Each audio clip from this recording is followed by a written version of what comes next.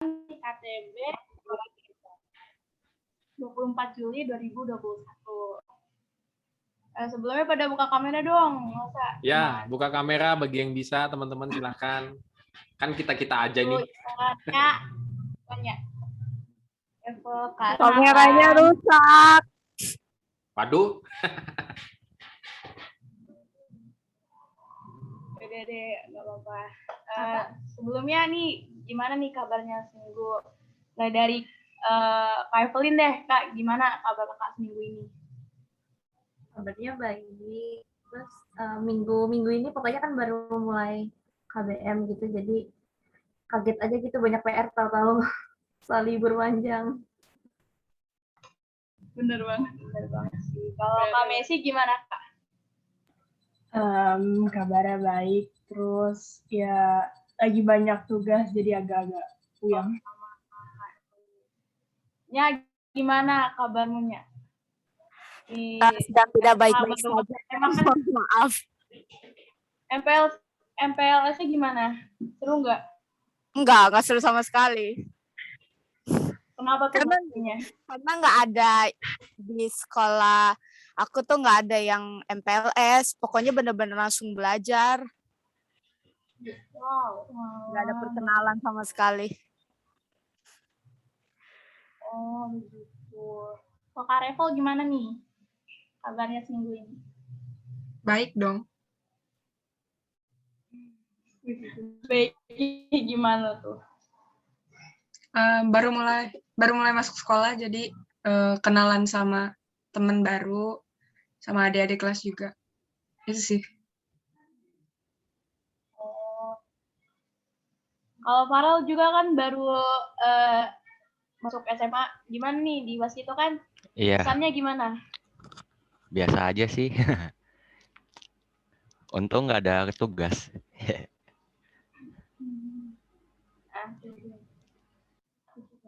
Nah, puji Tuhan nih kan pada baik-baik minggu ini. Nah, udah pada tahu belum temanya apa?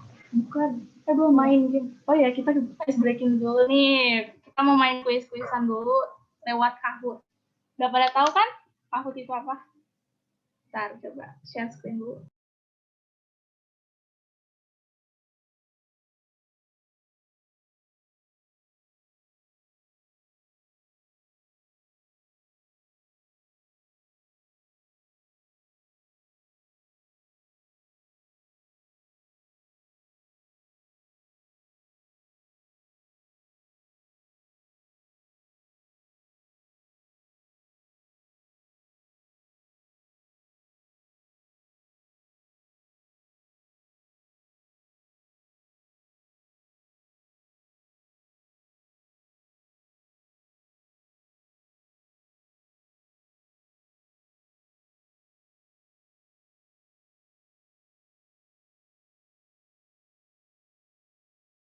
Udah muncul nih pinnya, coba dibuka dulu.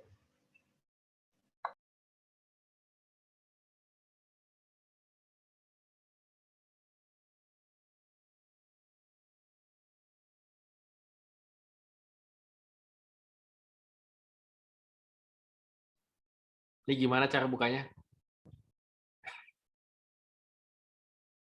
Sebentar, Bang. Mau di-share ya? Oke. Ya, ya. Itu.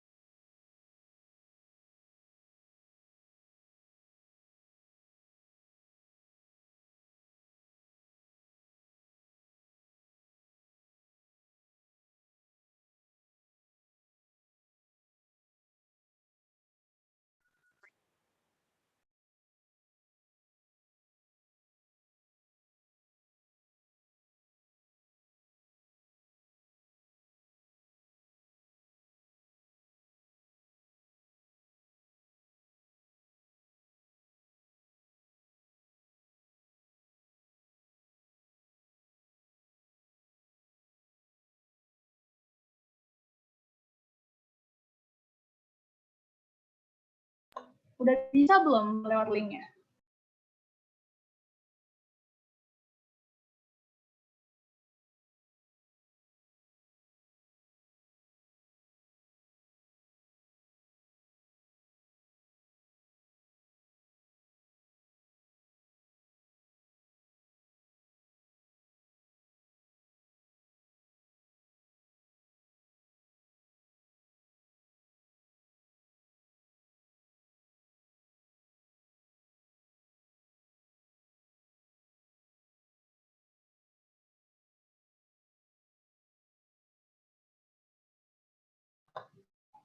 Ini siapa nih yang pakai nama asli?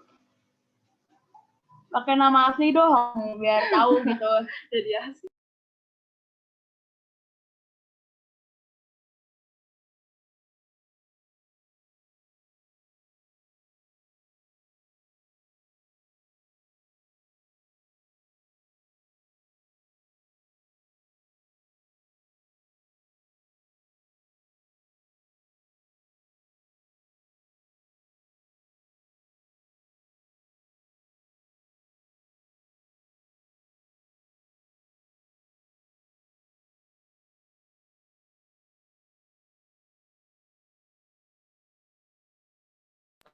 Yang lain mana?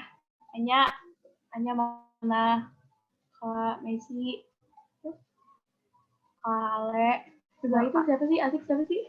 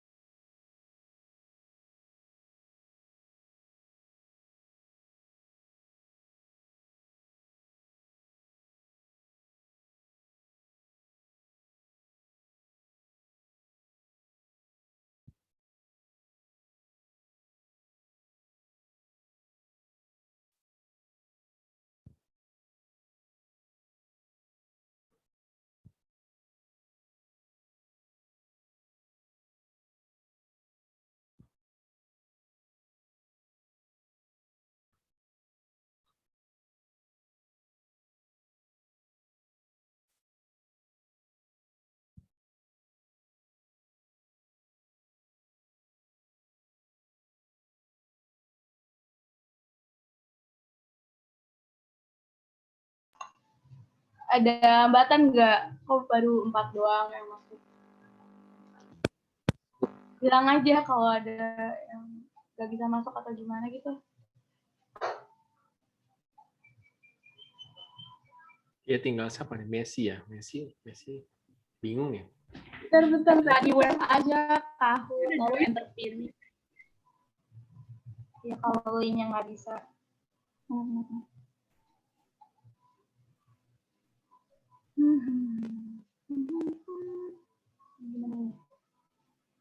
Ngelik dong. Kayak ini gimana? Laptopku nggak kuat sampai dia. Enggak tadi bisa.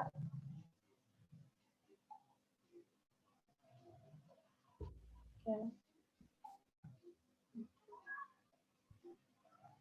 Ngelek ya.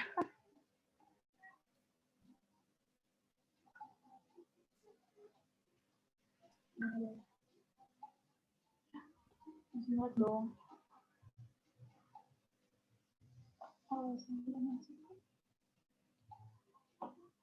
Tuh ngelek ya. Gak mau join dong. Bentar. Tuh jangan lihat bentar.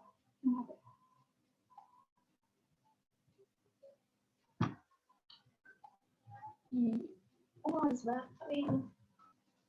Oh iya, ini.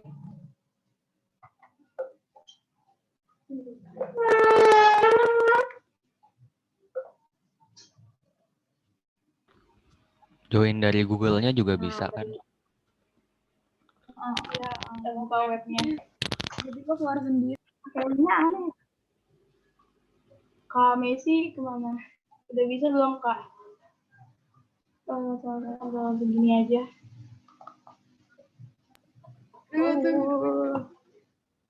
Oh tidak. Enggak kok. Kok nggak mau? Udah. Ngelag dong.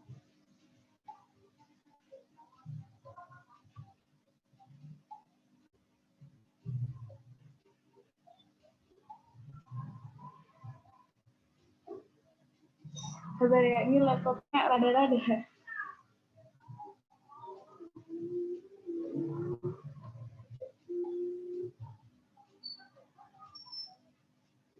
Wait, the program name is phone again if you wait.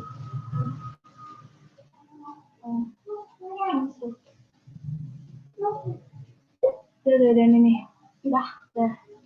Baru 5 sih, tadi yang asik mana?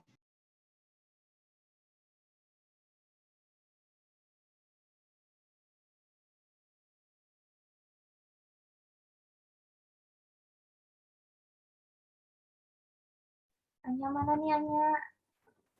Anya. Nathan. Sebentar ya, ada kendala sebentar.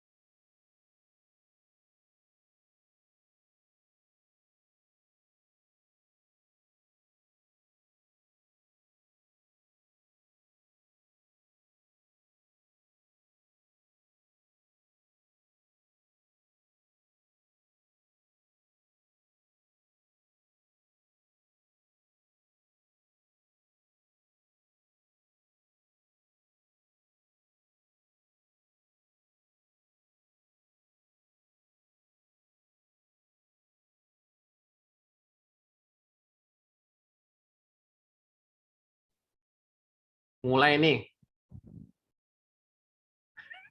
Lagi keputus deh Bang. Keputus ya si Karennya ya. Keputus ini. Adanya Karen doang. Karen.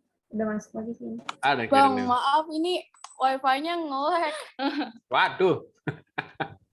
Ya udah. Mau play aja susah gitu. Terus pas buka Zoom juga nggak bisa. Kenapa sih ini? Coba kita Coba tabs yang nggak dipakai ditutup-tutup.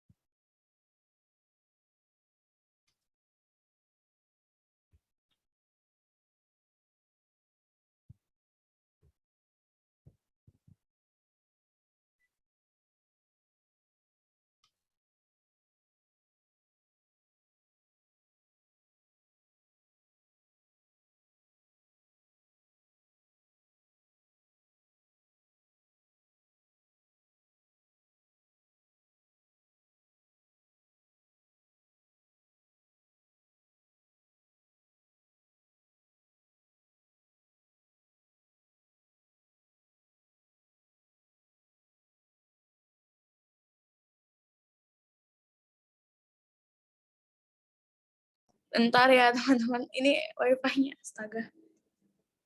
Nggak reconnect.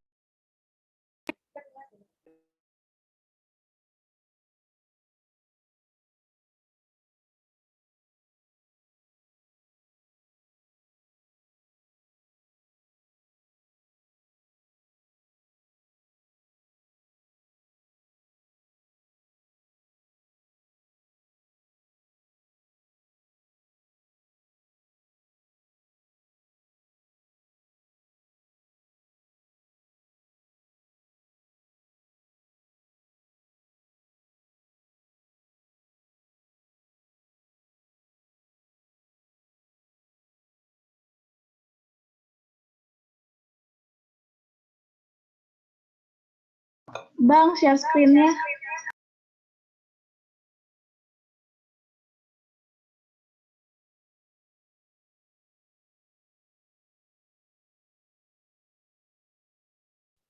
Udah bisa.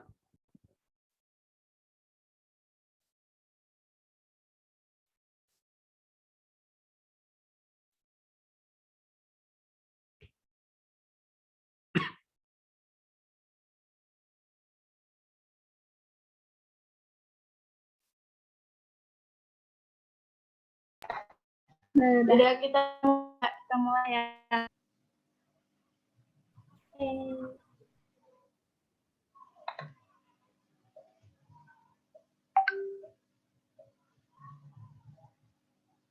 Yuk, revolusi industri 4.0 dikenal sebagai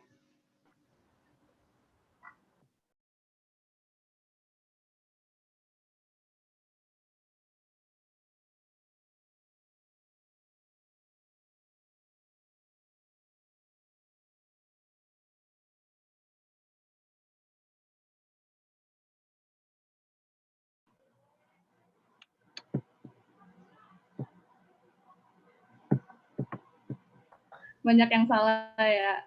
Next. Nathan nih. GGWP. Revolusi industri yang pertama terjadi pada abad yang pertama loh. Benar apa salah nih? True or false?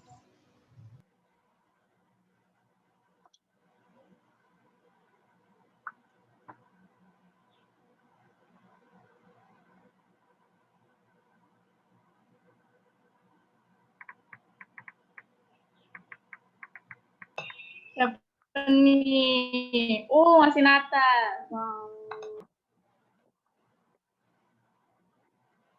Yang sering mantengin nih,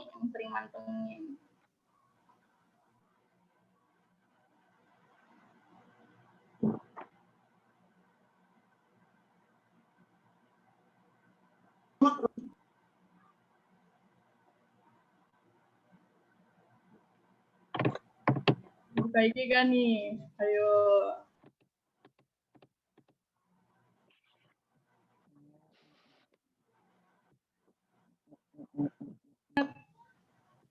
Ayo kita lihat. Oke, posisi pertama Ivan. Salah satu contoh teknologi 2.0. Artificial Intelligence. Teknologi 2.0 enggak?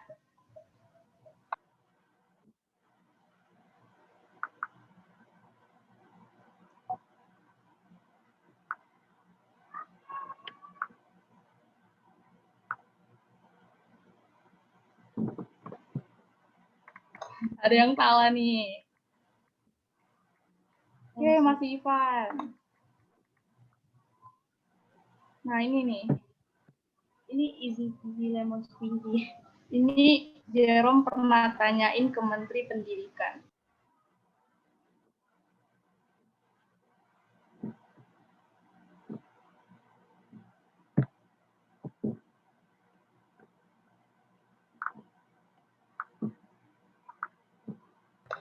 Ada yang salah. Gue juga itu kepencet. Oke, masih Ivan. WL minggu kemarin nih.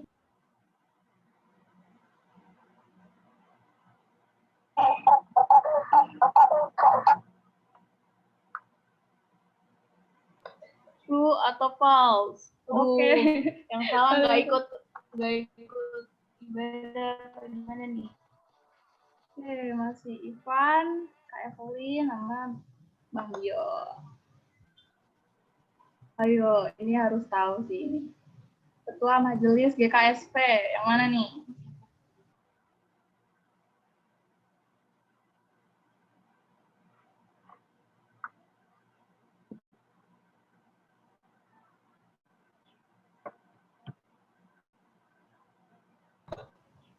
Kita lihat siapa yang pertama. Oh masih, jago nih, jago banget.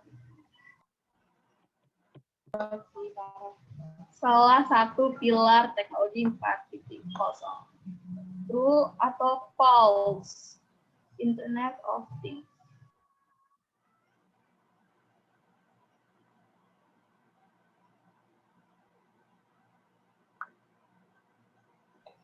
Oke, rata-rata pada bisa ya.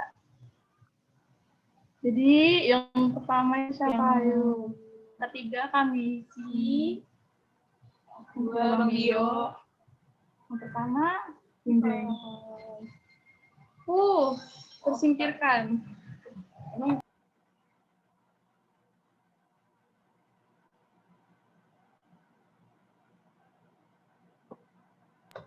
Oke, udah nih. Gimana nih tadi gamenya? Aduh, susah pertanyaan. Susah enggak?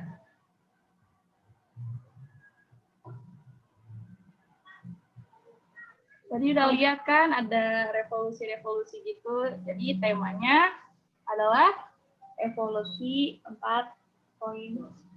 Nah, pembahasannya revolusi 4.0 dan kita bisa tahu cara lebih mengenal cara beradaptasi menghadapi teknologi makin canggih ini akan dijelasin oleh Bang Bio.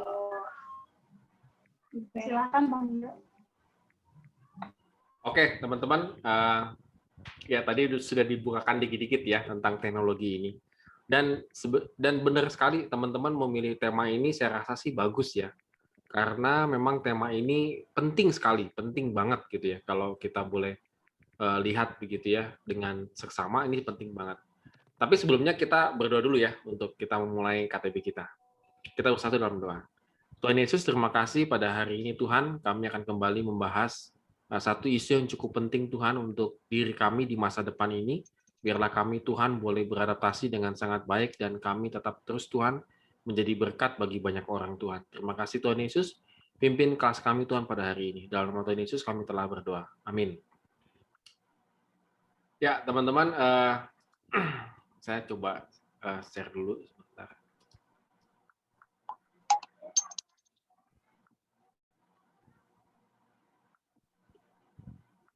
Kelihatan ya?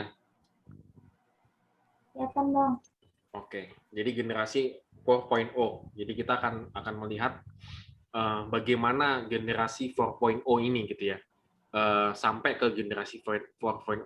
Oleh karena itu, kita akan memulai dulu dari pra-revolusi, kalau boleh saya bilang sih, yaitu pertanian dan peternakan. Pada mulanya manusia itu kan nomaden. Jadi kalau teman-teman baca di Alkitab, dari kitab Kejadian, Adam dan Hawa, Kain gitu ya, sebenarnya pada dasarnya mereka itu hidupnya itu nomaden, berpindah-pindah. Namun pada satu titik tertentu akhirnya manusia itu menetap gitu. Kita mencatat revolusi ini melalui cerita Kain dan Habel. Kain itu petani, Habel itu gembala. Jadi kelihatan kan kalau petani itu adalah menetap dia. Nggak mungkin petani itu pindah-pindah. Agak jarang, ada mungkin tapi sangat sangat kecil lah.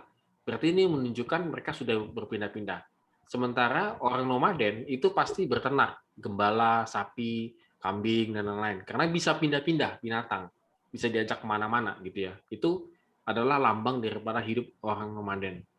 Nah, Kain membunuh Habel seolah-olah ditafsirkan secara sosiologis begitu ya teman-teman, sebagai awal mulanya era pertanian atau manusia tinggal menetap. Jadi ada yang menafsirkan demikian. Jadi boleh dikatakan pra-revolusi itu adalah bagaimana akhirnya manusia itu lebih memilih untuk menetap di satu wilayah tertentu. Ini adalah pra-revolusi daripada manusia. Nah, kalau kita mulai dari revolusi 1.0 begitu ya, jadi produksi itu menggunakan mesin uap. Jadi dari tadi yang pertanian secara tradisional banget begitu ya, sampai akhirnya berevolusi ke 1.0 gitu ya. Itu adalah diawali dengan penggunaan mesin uap. Revolusi industri 1.0 ini berlangsung periode antara 1750 sampai 1850. Saat itu terjadi perubahan secara besar-besaran di bidang pertanian, manufaktur itu pabrik gitu ya, pertambangan, transportasi, dan teknologi, serta memiliki dampak yang mendalam terhadap kondisi sosial, ekonomi, dan budaya di dunia. Jadi dunia ya, yang kita lihat nih bukan hanya satu negara Eropa, tetapi juga dunia. Revolusi generasi yang pertama ini melahirkan sejarah ketika tenaga manusia dan hewan digantikan oleh kemunculan mesin.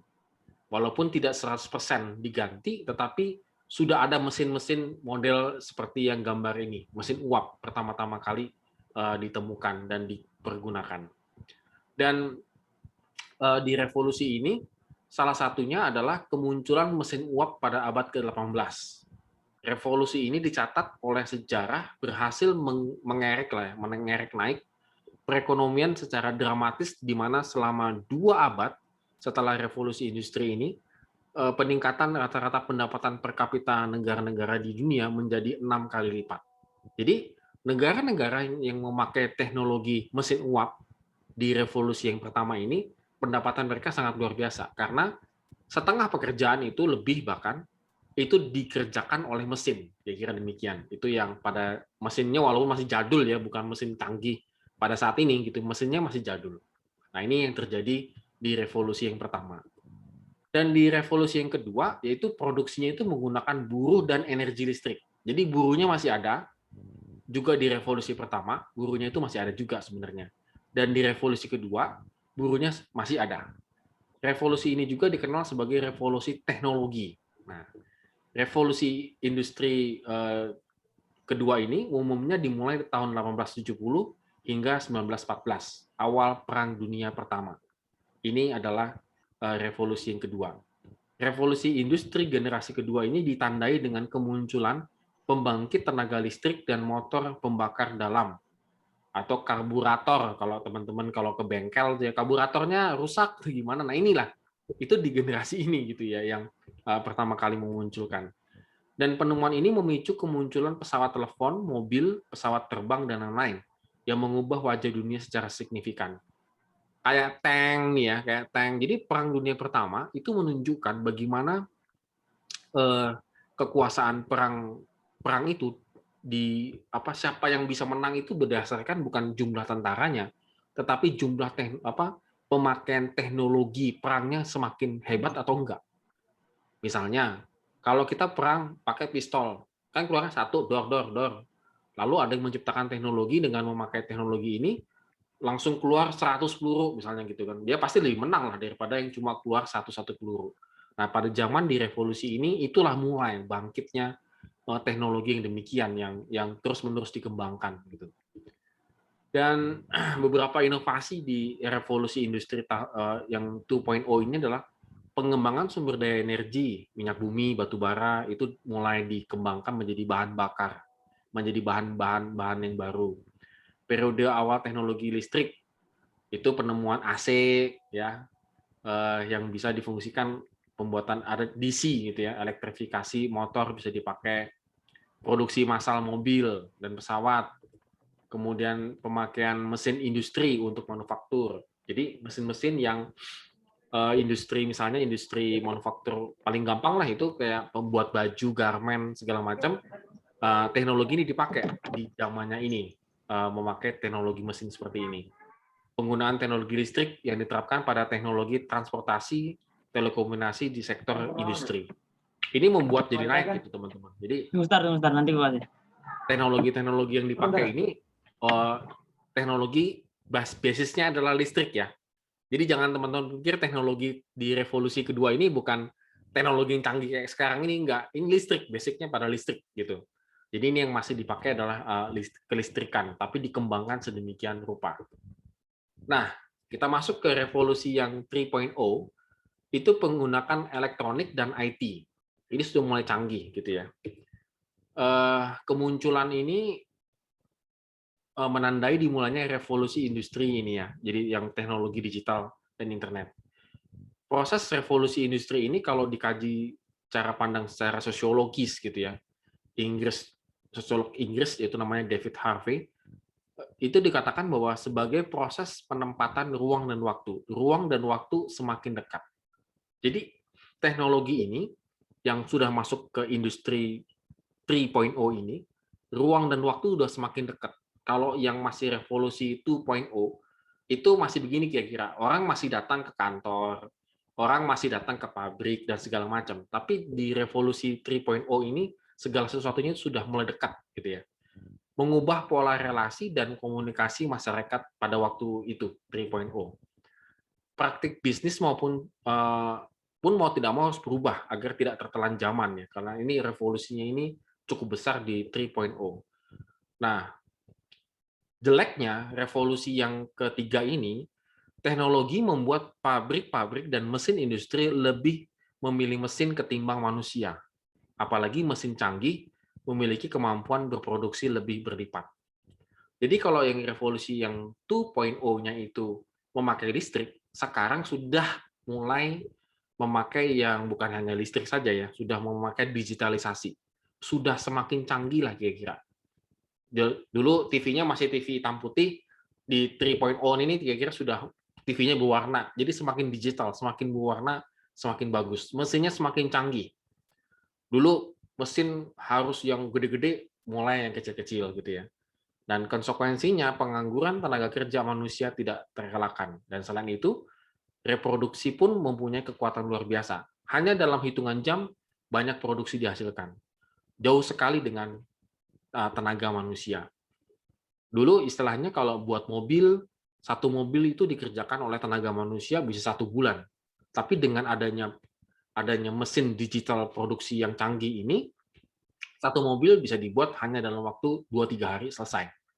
Nah, jadi kan ini semakin teknologinya semakin tinggi begitu ya, yang mereka lakukan begitu.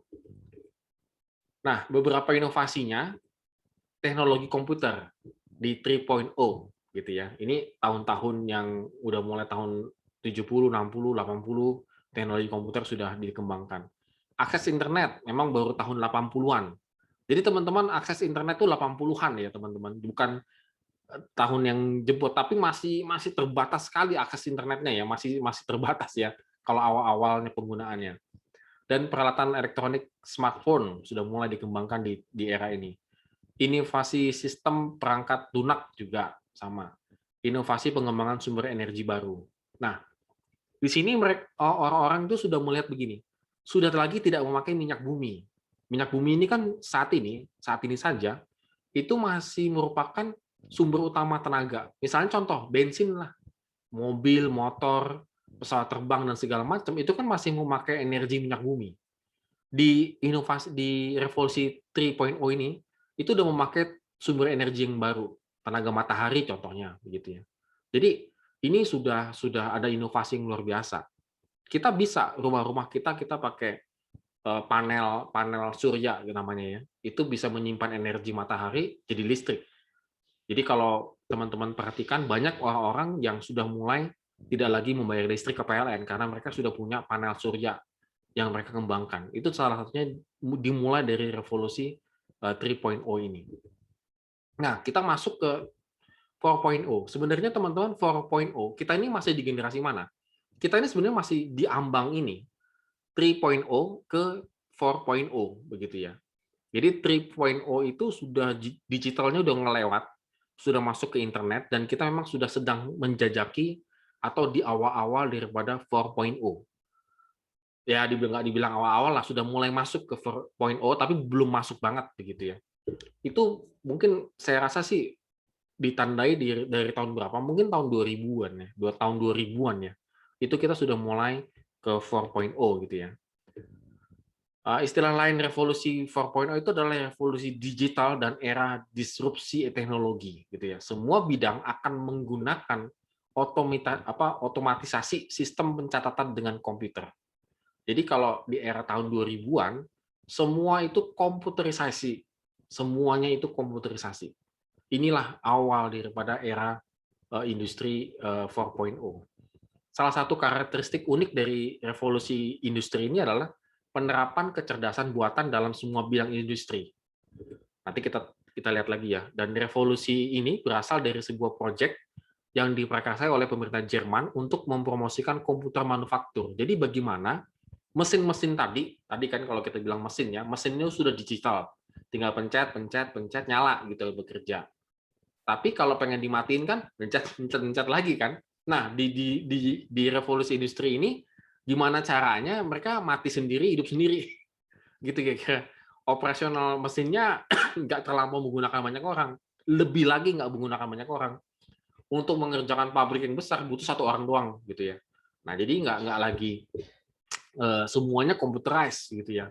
Ketepatan memotong. Kalau dulu kan memotong kayu pakai tenaga manusia, terus pakai gergaji mesin, masih mesin gergajinya. Terus sekarang memotong kayu udah pakai ini robot kan, robot. Dan robot terkoneksi dengan internet, terkoneksi dengan komputer. Kira-kira demikian. Jadi ketepatannya lebih tepat sekali, akuratnya 100%. Kira-kira ini yang terjadi awal-awalnya. Dan revolusi generasi 4 ini ditandai dengan munculnya komputer yang lebih canggih lagi, gitu ya. Robot pintar, kendaraan tanpa kemudi, dan yang memungkinkan manusia lebih mengoptimalkan fungsi otak, gitu ya. Jadi artinya ada bagaimana memaksimalkan fungsi otak manusia itu lebih lagi. Nah, jadi ini sudah, apakah robot pintar sudah ada? Kan teman-teman sering dengar berita ya kan, robot sudah diciptakan dan sudah mirip manusia, walaupun masih kaku misalnya. Kendaraan tanpa pengemudi sudah ada. Komputer yang canggih banyak gitu ya. Jadi kalau dari tahun ke tahun, dari 3.0 sampai ke 4 itu terus ada. Ada terus kendaraan ini. Nanti kan kendaraan yang muncul sekarang kan pakai baterai. Yang sudah pakai bensin ditinggal, sekarang lagi diproduksi kendaraan mobil, motor tuh pakai baterai gitu ya. Jadinya lebih irit, lebih dan segala macam, lebih green, maksudnya lebih tidak ada polusi gitu. Nah, kalau kita lihat industri 4.0 ini apa yang ditekankan? Ada otomatisasi, connection, cloud computing, IoT tadi, kemudian big data dan semua sistem ini terintegrasi. Jadi IoT itu adalah mentransfer data melalui jaringan tanpa memerlukan interaksi manusia. Nah, kita sudah melakukan hal ini. Share screen, gitu ya, contohnya Zoom dan lain segala macam. Kita bisa pakai Google Drive, ataupun pakai cloud, dan segala macam. Semuanya terintegrasi di situ. Lalu kemudian big data, yang tadi istilahnya itu menggambarkan volume data yang besar, baik data yang terstruktur maupun data yang tidak terstruktur. Artinya apa? Jadi, teman-teman mau pakai Google, itu ada servernya. Server itu adalah penyimpanan data. Itu mereka punya mesin, dalam bentuk mesin. Itu nggak tahu berapa juta tera kali mungkin besarnya ya. Jadi teman-teman searching apapun di Google Chrome itu nanti semua tersimpan, searchingan Anda itu semua tersimpan di servernya dia. Jadi sebenarnya kalau mereka mau jahat tuh bisa tuh. Jadi kamu selama hidup selama 1 tahun apa saja yang kamu buka di Google itu bisa kebaca sama mereka. Inilah big datanya mereka. Nanti siapa lagi yang punya? Apple punya lagi server, ini punya lagi server, begitu. Jadi semuanya itu terkoneksi di big datanya gitu. Dan AI ini yang paling yang lagi dikembangkan dan terus-menerus dikembangkan ya. Artificial apa sih I-nya lupa aku. Ini teknologi buatan, kecerdasan buatan. Bisa diatur sesuai dengan keinginan manusia. Jadi kalau teman-teman beli handphone kan ada tuh fotonya AI gitu ya. Artificial intelligence AI itu. Jadi bisa ngatur sendiri. Jadi kalau kita foto nanti dia akan menangkap sesuai dengan AI-nya. Jadi intinya AI itu semakin banyak data yang diterima dan dianalisis, semakin baik pula prediksi daripada si AI ini. Wah ini makin lama makin hebat. Jadi manusia itu kalah dalam kecerdasannya begitu.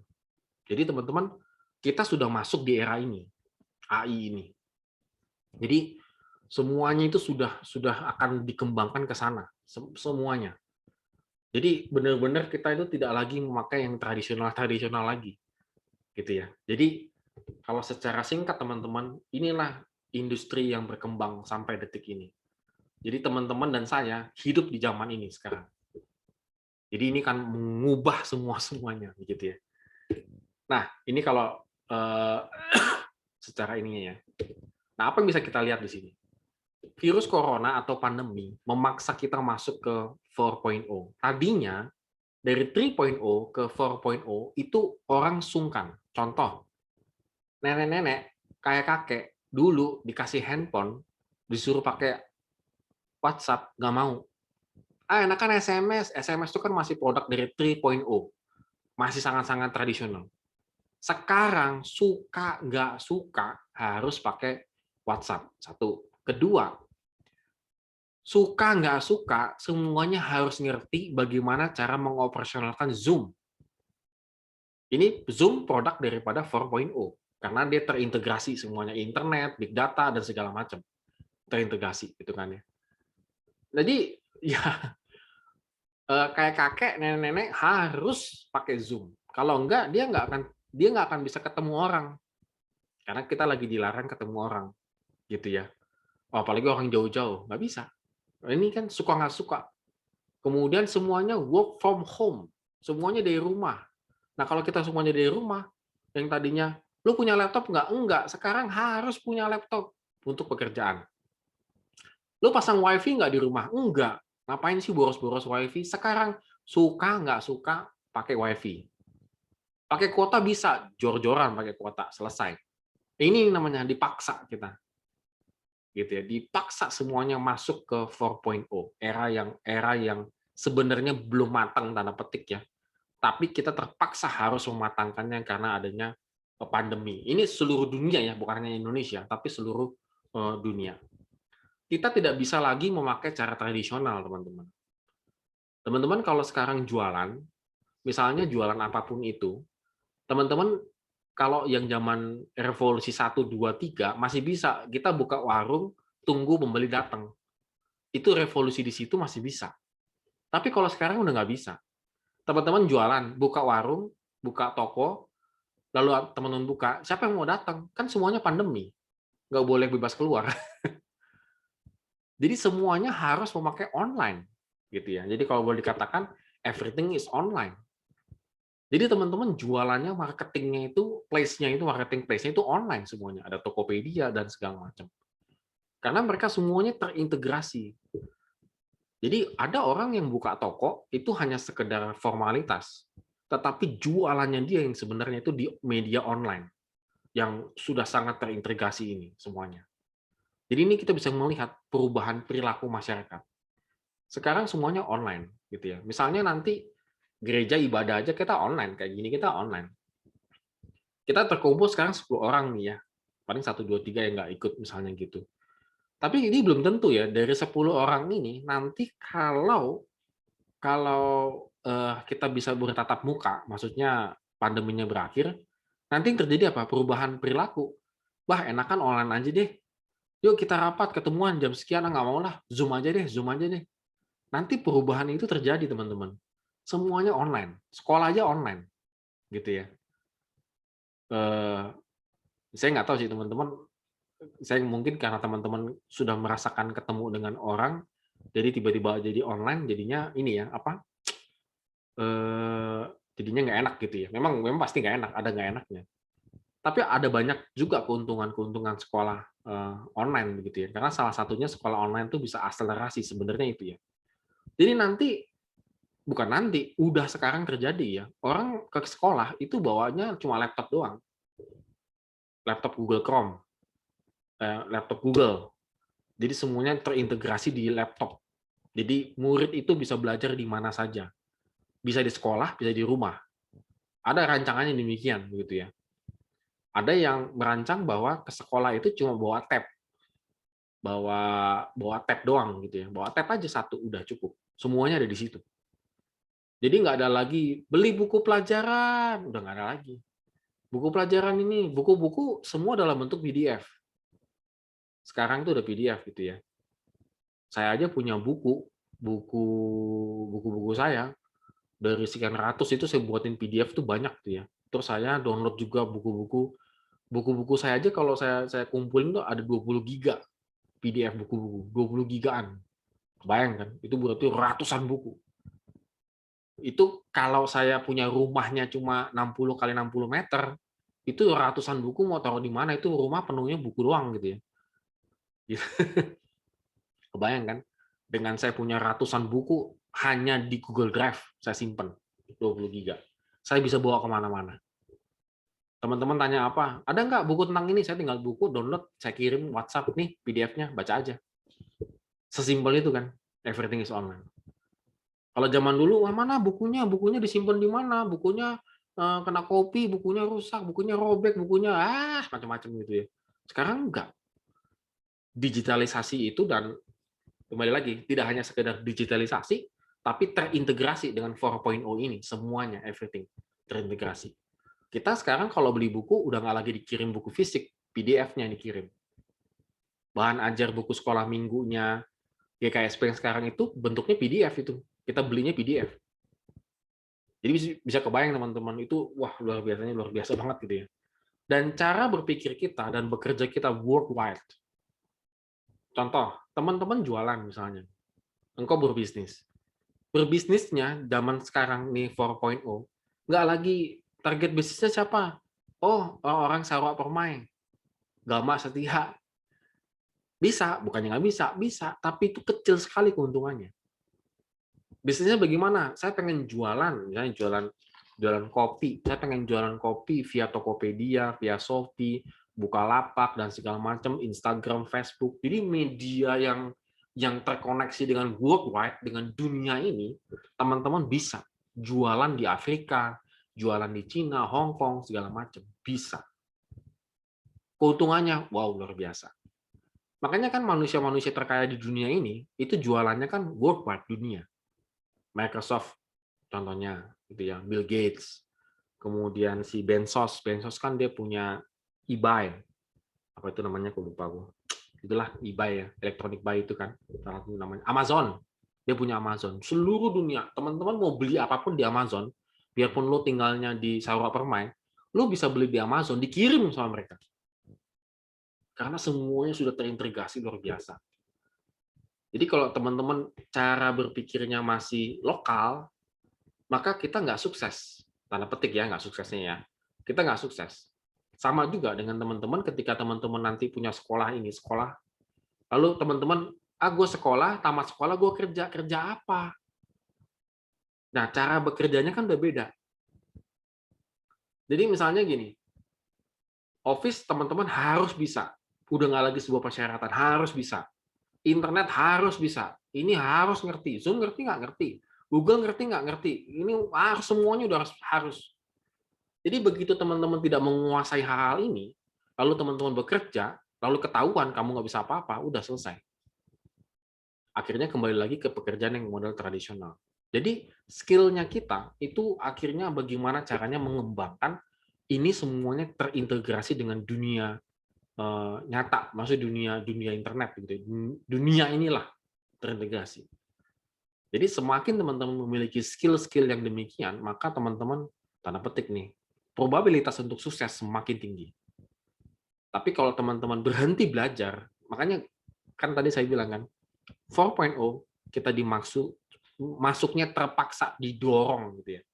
Otomatis semuanya orang termasuk saya harus belajar yang baru, belajar dan terus belajar gitu ya, nggak pernah berhenti gitu ya. Ini saya stop deh. Jadi teman-teman, dulu orang punya usaha, punya toko, ya paling gampang ruko. Gue punya ruko 5, dia punya ruko 5. Nanti itu nggak hanya sekedar lu punya ruko dan toko. Kalau dulu generasi 3.0, gue punya toko nih 5. Udah hidupnya tenang-tenang, kipas-kipas ya, tiap hari ambil duit, main, jajan gitu ya. Tetapi nanti di sekarang 4.0 ini teman-teman tidak hanya punya toko doang, tapi bagaimana caranya bisa mengembangkan ini sampai ke media online dan seterusnya dan seterusnya. Karena persaingannya itu di situ semua. Nanti lama-lama kita nggak perlu lagi toko. Teman-teman nggak perlu toko. Yang penting toko online ada. Toko online-nya ada. Nah, bagaimana kita bisa mengoperasionalkan toko online? Kita harus belajar yang tadi ya, yang 4.0 tadi. Kita belajar AI-nya bagaimana, kita belajar connecting-nya bagaimana, kita belajar semuanya, kita harus belajar. Jadi teman-teman kalau pada saat ini, teman-teman sekolahnya online, bersyukur, berarti teman-teman dipaksa, memang dipaksa, harus bisa menggunakan teknologi sepintar mungkin, sebisa mungkin. Nah, ketika teman-teman, generasinya teman-teman ini, udah gaptek, nggak bisa ngapa-ngapain, nah sudah. Apakah masih bisa hidup? Bisa, ya bisa-bisa aja, begitu ya. Maksudnya ya begitu-begitu aja. Jadi teman-teman ini menurut saya sih revolusi yang suka nggak suka kita harus masuk, kita harus berjuang mati-matian di situ gitu ya.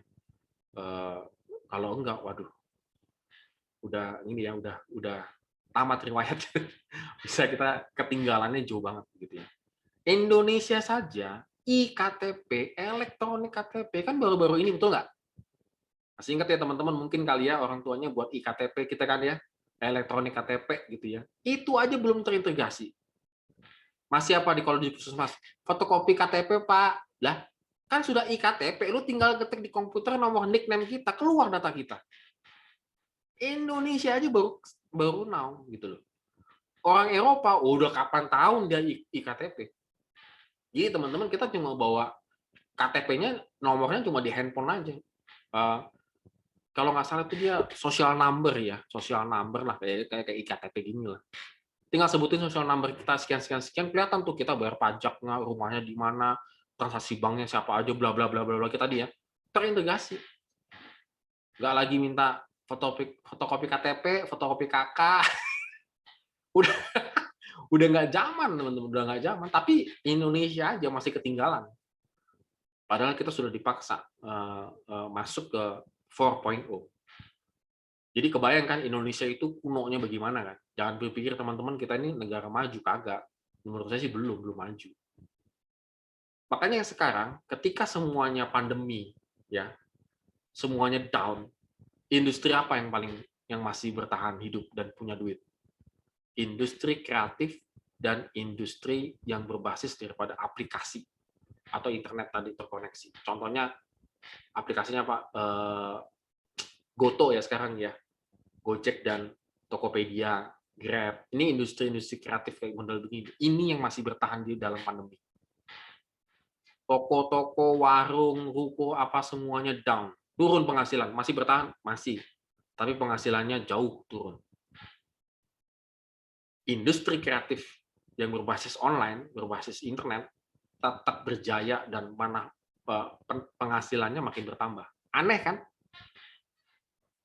Nah, jadi teman-teman harus pada saat ini menurut saya mulai melirik ke sana. Apapun bidang studi kamu yang kamu sukai, tetapi bagaimana teman-teman bisa terintegrasi dengan 4.0 ini. Pasti teman-teman suksesnya luar biasa.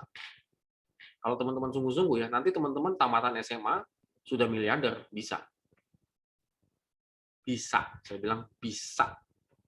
Lu bisa miliarder. Nggak perlu sampai umur 40 kayak saya. 40. Nggak. Umur teman-teman 20, lu bisa jadi miliarder. Bisa. Dengan tadi, kalau teman-teman benar-benar kreatif, bagaimana mengintegrasikan ini semua. Jadi, teman-teman. Oke, teman-teman, silakan kalau ada yang mau bertanya ataupun gimana-gimana, monggo. Santai aja ya kita KTB-nya ya. Karena ini menyangkut benar-benar zamannya teman-teman, bukan zaman saya masih 3.0 lah.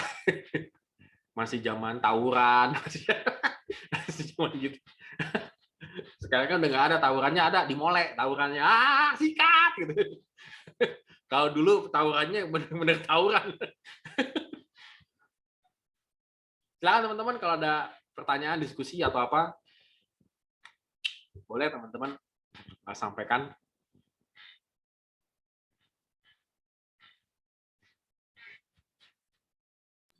Bang mau nanya. Ya. Ini kan teknologi kan berarti kan udah ngelekat banget kan sama hidup kita berarti sehari-hari. Terus kalau gitu bisa nggak sih kita berpikir kayak teknologi kita bisa aja jadi memberhalakan teknologi gitu karena terlalu terikat gitu. Nah, jadinya begini.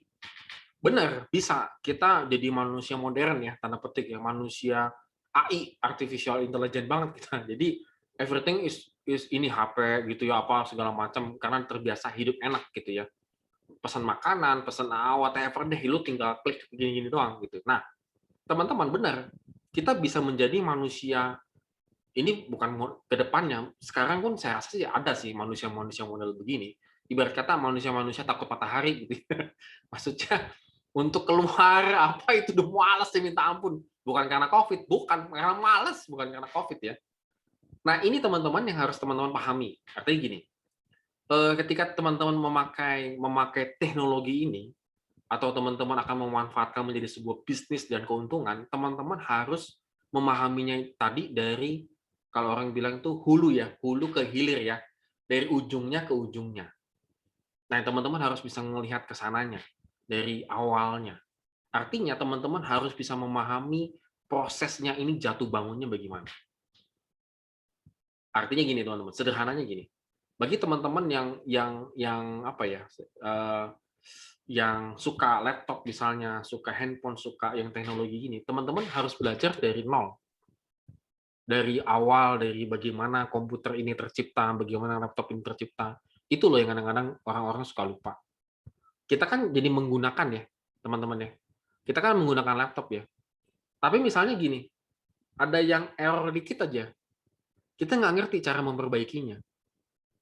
Nah, kalau kita yang manusia yang tadi ya, tidak mau jadi berhala, kita harus mengerti bagaimana cara memperbaikinya. Karena apa? Kalau kita memperbaiki, kita kan harus belajar. Kita harus buka, kita harus lihat di YouTube, kita harus lihat ini tuh kenapa ya kipasnya berhenti, kenapa ya ini begini. Tapi kalau manusia berhala dia kan gini, dia telepon, Mas bisa ke sini nggak Mas? Ini saya rusak Mas. Nah itu yang kurang zaman sekarang ini di generasi-generasi yang ini generasi teman-teman. Jadi artinya kita bisa jadi berhala kalau kita cuma taunya make tok. Kita bisa tidak jadi berhala, tidak bergantung kalau kita ngerti kenapa kita harus memakai ini dan bagaimana caranya kalau ini rusak memperbaiki. Nah, itu jadi hulu kan. Dari awal kita harus ngerti bagaimana caranya. Nah, itu teman-teman yang teman-teman tetap harus bisa lakukan.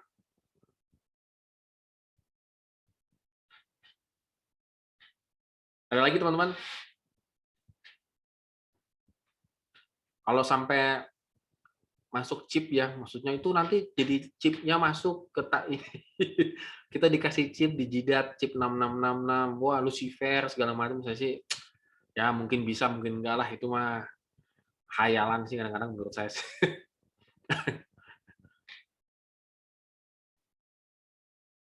Memang teknologi memudahkan sih, sangat memudahkan, tapi juga benar kata Messi tadi, ya akhirnya kita jadi berhala sih. Jadi nggak ngerti apa-apa ya, jadi benar-benar jadi kayak manusia bodoh ketika tidak ada teknologi. Dan itu jangan sampai terjadi demikian. Jangan sampai terjadi demikian. Jangan sampai kita hanya menggunakan, tapi kita mengerti kenapa kita menggunakan. Pasti teman-teman tidak akan terjebak ke berhala. Ada lagi teman-teman? Tadi cuman agak keluar ya, agak keluar dikit. Nggak apa-apa. Kayak apa ya? Kan sekarang kita lagi di masa revolusi industri 4.0. Terus tuh kan kalau tadi kayak kata Abang itu ada beberapa industri yang turun. Nah, otomatis berarti kayak apa ya? Yang misalnya nih, kalau aku ngomongin dalam perkuliahan nih, misalnya ada jurusan yang kayak ini kayaknya prospek kerjanya kayaknya nggak bakal bisa bertahan dari di zaman-zaman yang ini. Menurut Abang jurusan yang itu tuh apa? Karena ini mungkin teman-teman yang lain juga mungkin ada yang lagi cari jurusan kuliah atau mungkin mikirin buat masa depannya mau cita-cita jadi apa gitu. Gitu, Bang. Nggak apa-apa, teman-teman. Lu suka apa, nggak apa-apa. Apa mau suka apa? Mau suka apa aja, terserah. Jadi diri Anda sendiri. Artinya, fisika, matematika, mau suka apa, terserah. Mau ambil jurusan apa, boleh, monggo. Tetapi di generasi 4.0 ini atau industri revolusi yang sekarang ini terjadi adalah apapun bidang studi kita, tetapi kita bagaimana bisa menggunakan teknologi 4.0 ini dengan sangat baik. Sehingga ilmu kita ini terintegrasi. Contoh psikolog misalnya, saya pengen jadi psikolog, bisa jadi psikolog gitu. Tapi jangan begini, psikolog ya udah gue buka prakteknya di depan rumah gue, kan ada garasi tuh, gue buka praktek psikolog, lu duduk di situ nungguin orang datang, kagak ada yang datang. Ada juga orang gila lewat terus gitu. Nggak ada yang datang, lu ngimpi gitu ya. Gue buka praktek, gue psikolog UI loh, psikologi lulusan UI cum laude gitu ya, ditulis di depan gitu ya. Lu buka, lu tungguin, kok nggak ada yang datang ya? Nggak akan ada yang datang. Tapi lu psikolog misalnya ya, lu Instagram, lu buat di Instagram, lu tulis quotes psikologi di Instagram yang ini. Kopi bisa membuat lo nggak ngantuk dan nggak buat jadi gila gitu. Ih beneran, nah semua kan lihat lu. Lu siapa sih? Oh gua Evelyn, gua psikologi lulusan UI. Oh lu lulusan UI gini, bisa nggak lo? Wah itu teman-teman maksud saya. Jadi teman-teman jangan punya frame yang tradisional tadi. Wah selesai udah. Selesai gitu ya, selesai. Kalau makanya sekarang ini memang enaknya sih gitu industri kreatif ya namanya ya. Teman-teman nggak perlu buka toko, rumah aja jadi toko udah selesai, bisa. Itu enaknya salah satunya. Tapi bagi kita yang malas menggunakan teknologi, ya mohon maaf, akan goodbye dan terlindas dan tersisih loh, benar-benar tersisih. Makanya saya bilang tadi, nanti teman-teman akan menyaksikan umur 25, umur 24 udah kaya. Banyak loh, bukannya sedikit, banyak loh. Masih muda-muda udah kaya. Saya juga bingung ya. Tapi kayaknya positif ya. Jangan lu buat YouTube, lalu lu menghinain orang jadi viewersnya naik ya, begitu ya. Jangan buat TikTok haram begitu ya, itu mah. Bukan itu yang maksudnya ya. Kalau TikToknya haram, YouTube-nya haram, model-model begitu, nah itu kelihatan tuh orang nggak punya kreativitas sama sekali itu. Nah itu teman-teman yang kita harus bisa memanfaatkan teknologi ini menjadi kreativitas kita, gimana ilmu kita, apapun ilmu kita tersalurkan bisa. Dan makin lama makin enak. Sekarang ini sebenarnya sudah nggak ada lagi ngantor, namanya virtual office. Jadi kantor udah nggak ada. Teman-teman kirim lamaran ke perusahaan, perusahaannya ada. Kebanyakan sekarang perusahaannya itu cuma ruangan 3x4 deh, ya ruangan kamar lah. Ada meja, ada kursi, dia buat perusahaan, dia lapor ke misalnya direktur jenderal bagian yang perusahaan lah gitu ya, lembaga begitu. Dia buat PT apa? PT angin ribut misalnya gitu ya. Udah ada meja, ada kursi, disurvei, oh ya benar ada PT di sini, nomor teleponnya ada gini, udah. Lalu dia buka lamaran di semua kan, di website, di Facebook, di Instagram segala macam. Teman-teman ngelamar via email. Nanti interviewnya apa? Pakai Zoom atau Google Meet kan. Interview gini-gini. Kerjaan saya apa Pak? Gitu ya. Kamu nanti kerjanya adalah misalnya bagian advertising, bagian iklan begini. Nanti akan ada email yang masuk untuk kamu kerjakan proyeknya bla bla bla. Udah gitu kan. Dari jam sekian sampai jam sekian. Udah. Jadi teman-teman nggak kemana-mana, di rumah aja. Yang model begini udah banyak. BCA, kalau teman-teman nanti search ya, detik.com, BCA itu kan buat bank digital lah. Bank digital nih nggak salah nih. Ada sih BCA itu buat apa gitu, meluncurkan apa. Jadi kayak bank digital. Jadi nanti tuh nggak ngantri-ngantri. Lo kemana? Ke BCA ngantri, kayak orang bego ya. Wajah ngantri apa. Udah nggak gitu lagi nanti. Udah bener-bener semuanya everything is online dan digital, teman-teman. Dan bisa kebayang ya kalau kita nggak bisa menggunakan hal-hal demikian, kita nggak belajar, kita bukan manusia yang suka belajar, wow, selesai. Hidup kita akan sulit sekali. Gitu ya. Jadi teman-teman harus benar-benar ini ya, pikirkan. Jadi kalau teman-teman sekarang sekolahnya masih online, ya bersyukurlah, belajarlah di online dengan sangat baik gitu ya, ini fungsinya apa gitu ya. Kalau saya sih malah enak loh sekolah online sebenarnya. Kok ada soal, lihat aja di Google, udah ada jawaban ya, udah selesai. Jadi 100 soal, setengah jam selesai. Hebat kan?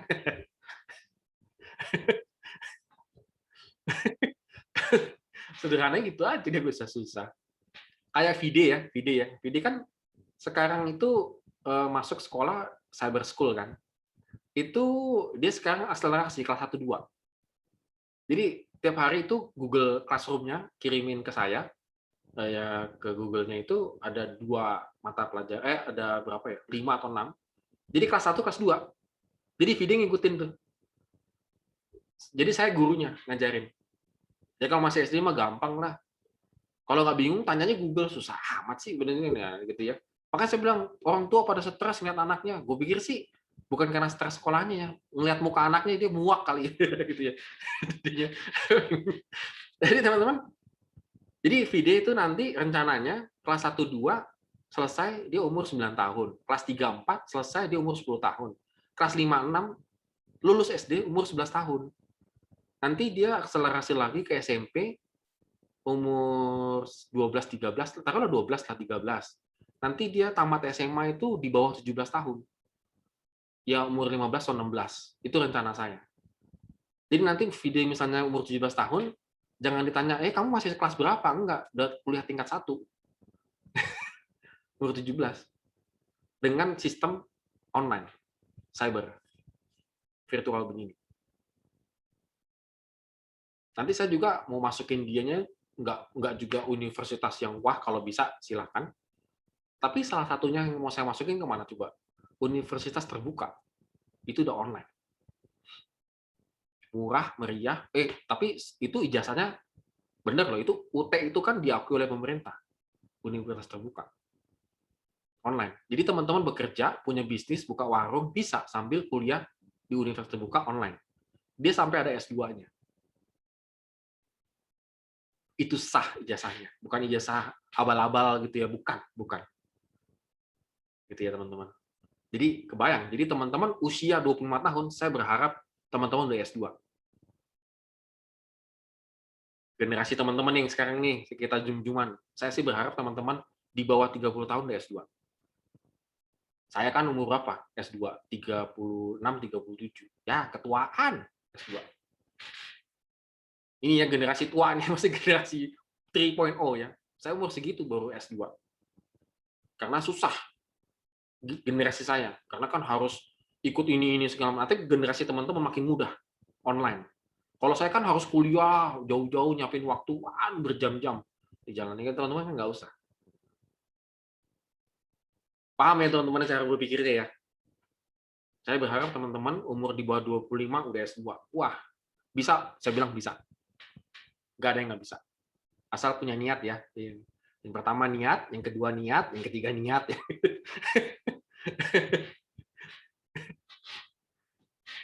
Jadi jangan teman-teman berpikir, aduh gue takut sekolah gue sekolah abal-abal.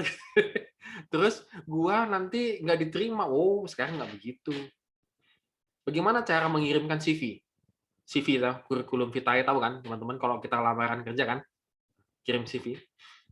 Orang sekarang kan karena via email, via itu ya. Oke, dia kirim CV, ini jasa saya, bla bla bla bla. Terus ini adalah pilot project saya. Bisa Anda saksikan di YouTube saya, channel YouTube saya. Bisa Anda saksikan di Instagram saya, bisa lihat. Dia lihat tuh, wih, gila canggih nih orang, bisa begini. Lulusan mana? Umpam, Universitas Pamulang Raya. Universitas, pokoknya kuliah aja gitu, pasti lulus. Tapi begitu lihat portofolio kamu di Instagram, hasil-hasil jepretan foto kamu, hasil-hasil ini kamu, project kamu begini, orang bingung, bisa begini nih orangnya. Daripada lulusan UI misalnya, lulusan Pajajaran misalnya, hanya ngelamar S1 udah selembar ijazah doang. Kamu punya apa? Enggak. Punya ini? Enggak. Apa? Enggak.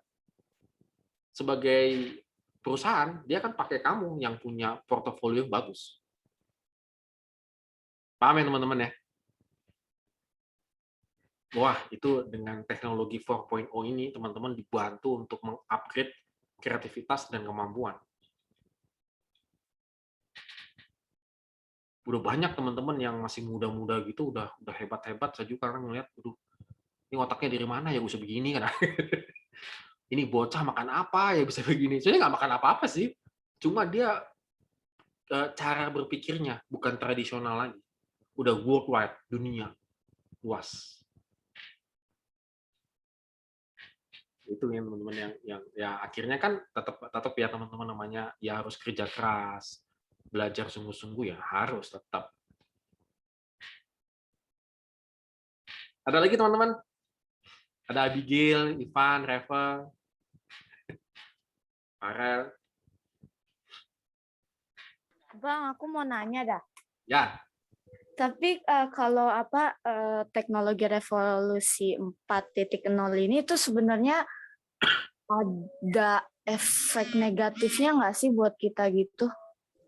banyak. Selain Banyak, Gil, banyak banget. Satu, nggak ada filter, betul nggak? iya benar. TikTokan tuh pada setengah-setengah bugil gitu. Aduh, saya kadang-kadang, ya ini dilihat si video bagaimana nih, coba ya kan? Terus di TikTokan itu ngomong anjing, ngomong apa? Aduh, kadang-kadang saya udah ya tahu kan netizen ya, kelakuan netizen gitu, gitu kan, nggak ada filter, moral itu udah hancur, bener-bener. Aduh, udah nggak ngerti dah. Itu efek yang luar biasa. Kedua, no creativity, tapi dia mengklaim kreativitas. Misalnya apa? Ya itu kan ada orang yang TikTokan sama yang segala macam, kerjanya menghujat orang gitu. Tapi viewersnya banyak. Jadi seolah-olah ini menjadi marketing yang bagus, marketing apa namanya ya? Negatif marketing, apalah ada tuh istilahnya itu. Jadi pakai black campaign gitu ya, black campaign, kampanye negatif, kampanye hitam gitu untuk mendapatkan keuntungan. Wah, itu banyak kayak gitu-gitu ya, yang model begitu. Ya itu kelemahannya, benar-benar akhirnya media yang 4.0 ini, waduh, benar-benar nggak ada saringan-saringannya, itu yang bahaya. Nah, di situ teman-teman, ya balik lagi ya teman-teman, ya kita sih memang kita harus ya tetap taat sama Tuhan, baca Alkitab sungguh-sungguh. Teman-teman nggak bisa kan kita buka TikTok, nge-slide TikTok gitu kan, kita slide TikTok. Tiba-tiba ada muncullah cewek yang setengah bugil misalnya begitu, cowok yang setengah bugil gitu kan. Teman-teman nggak bisa hindari nggak? Enggak kan, dia udah ketampil kan di handphone kita kan. Nah, tapi bedanya yang sudah ketampil begitu, kalau kita sungguh-sungguh di dalam Tuhan, ya kita slide, langsung kita buang, kalau enggak kan kita tontonin, kita follow. Nah, itu yang kacau jadinya. Nah, itu teman-teman. Makanya kan misalnya perubahan seksualitas dalam kaum remaja itu berubah banyak. Makanya kita masih tetap perlu. Makanya di pemuda kan besok mau belajar tentang itu. Nggak apa-apa, di remaja juga sama. Tentang belajar tentang seksualitas. Karena di media sosial, seksualitas itu dibuka sebuka-bukanya tanpa ada pemahaman yang benar ya. Itu yang ngaco. Itu yang menjadi berbahaya.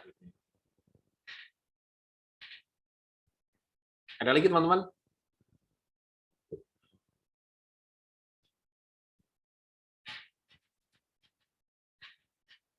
Farel, mananya Farel? Dan jangan teman-teman jangan ini ya, untuk belajar secara teknologinya ini nggak mesti harus beli gadgetnya yang mahal-mahal ya teman-teman. Nggak sih. Nggak teman-teman. Teman-teman bisa memanfaatkan apa yang ada. Apa yang ada aja dimanfaatkan benar-benar. Saya lagi belajar Adobe Photoshop. Ya, Adobe Photoshop gambar gimana. Itu saya belajar loh. Sumpah itu benar-benar belajar. Lihat di YouTube ya tutorialnya yang pelan-pelan ya. Jadi saya pengen buat begini, saya lihat di YouTube tutorialnya, oh begini, langsung saya kembangkan. Jadi semuanya saya belajar. Terus editing film, saya kan pakai Adobe Premiere. Itu Adobe Premiere kan dasar yang standar, tapi itu kan susah banget sebenarnya Adobe Premiere. Tapi saya belajar, one by one saya belajar. Yang saya buat virtual devotion saya itu setiap pagi itu pakai Adobe Premiere.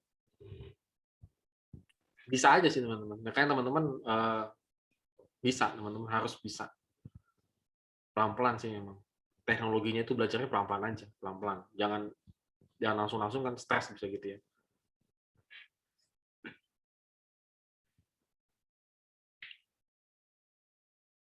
Keisha, Karen,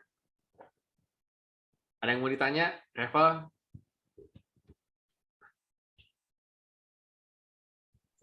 Belum ada, Bang.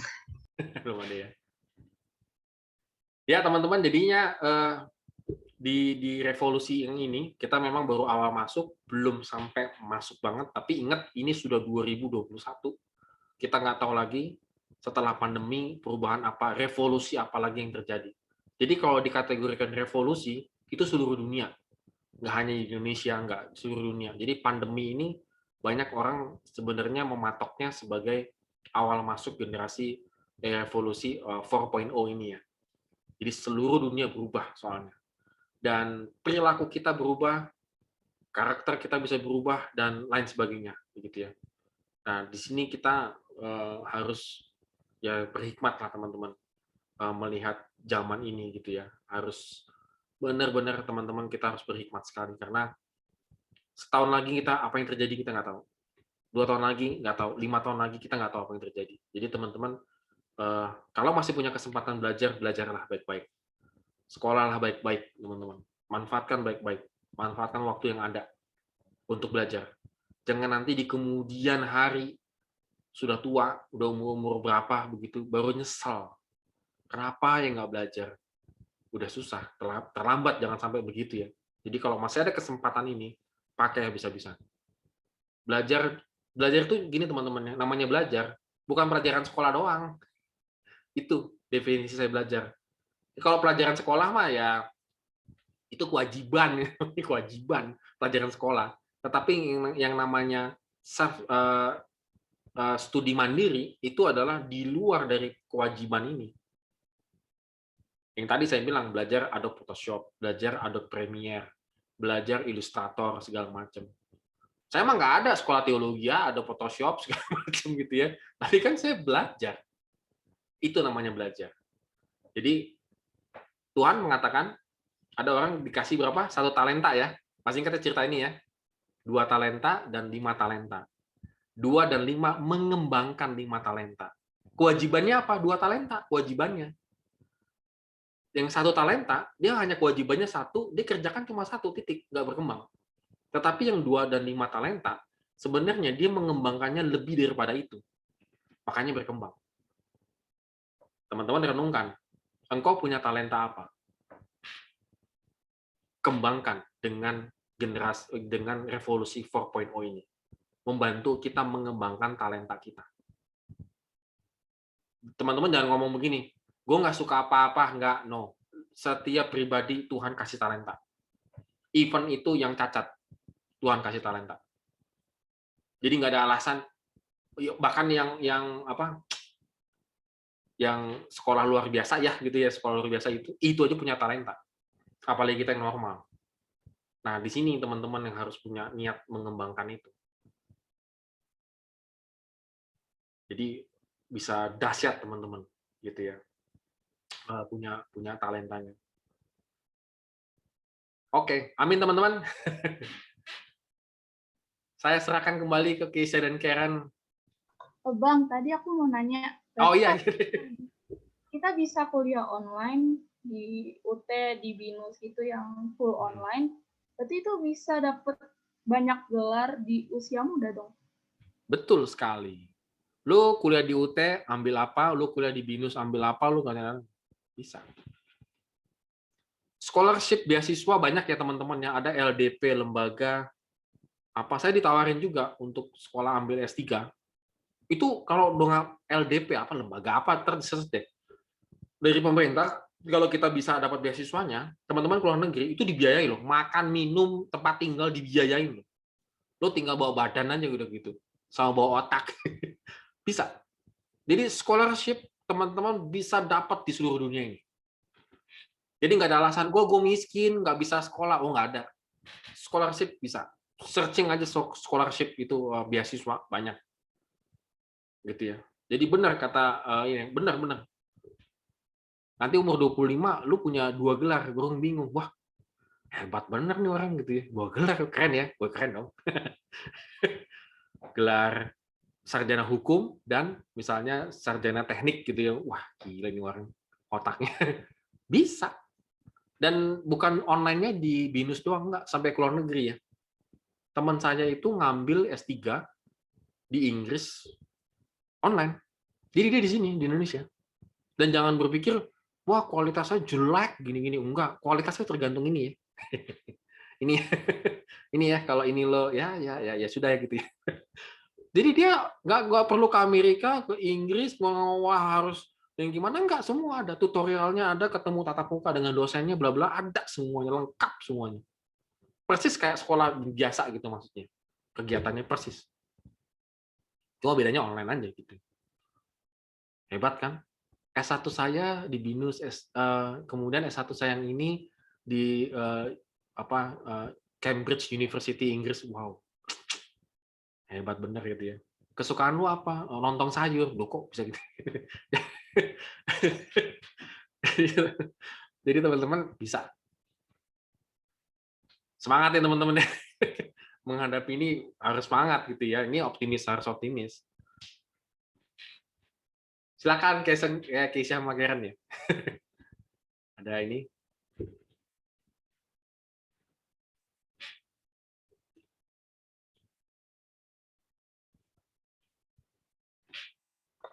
Makasih Bang Bio untuk kesimpulannya juga jawaban dari pertanyaan saya. Jadi kita udah dengerin kalau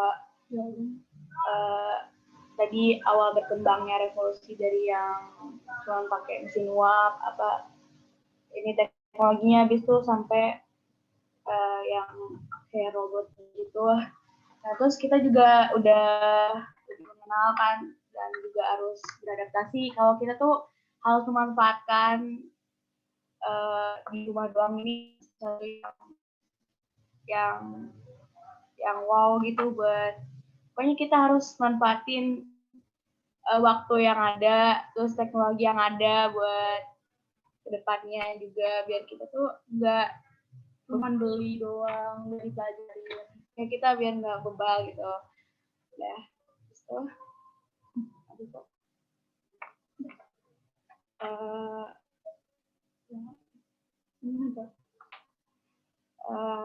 Kita sudah selesai KTB. Dipersilakan Bang Bio. Ya, teman-teman, kita bersatu dalam doa ya untuk KTB kita. Tuhan Yesus, terima kasih kami boleh berdiskusi Tuhan tentang revolusi 4.0 ini Tuhan, yang mungkin bagi kami Tuhan, ini adalah hal yang cukup memaksa Tuhan. Kami harus cepat sekali beradaptasi untuk satu teknologi yang kadang-kadang kami juga kesulitan untuk menggunakannya. Tuhan Yesus, tolong biarlah kiranya Engkau memberikan kami hikmat dan pengertian Tuhan, untuk kami tetap terus bisa beradaptasi. Dan tidak hanya sekedar beradaptasi Tuhan, kami juga bisa menggunakannya untuk memuliakan nama Engkau. Tuhan Yesus, tolong kami dalam studi kami, Tuhan, biarlah kiranya Tuhan tetap terus berikan kami semangat Tuhan, berikan kami optimis Tuhan dalam studi kami, sehingga kami boleh mengembangkan diri kami Tuhan, talenta kami Tuhan yang telah Engkau berikan kepada kami dengan maksimal sesuai dengan kehendak Engkau. Terima kasih Tuhan, kami serahkan seluruhnya kehidupan kami ke dalam tangan Engkau. Dalam nama Tuhan Yesus kami telah berdoa. Amin. Ayo teman-teman kita foto. Buka kameranya, ada Revel, Ivan, Stanley, Ale. Bisa? Ivan nggak bisa ya? Iya bang, agak lama. Agak lama ya. Oke. Oke ya, kita foto ya. 1, 2, 3. Oke. Silakan gaya bebas sekali lagi. 1, 2, 3. Oke, thank you ya teman-teman ya untuk interaksinya hari ini ya. Thank you bang. Ya. Terima kasih. Terima kasih Bang Bio. Ya. Thank you bang. Ya.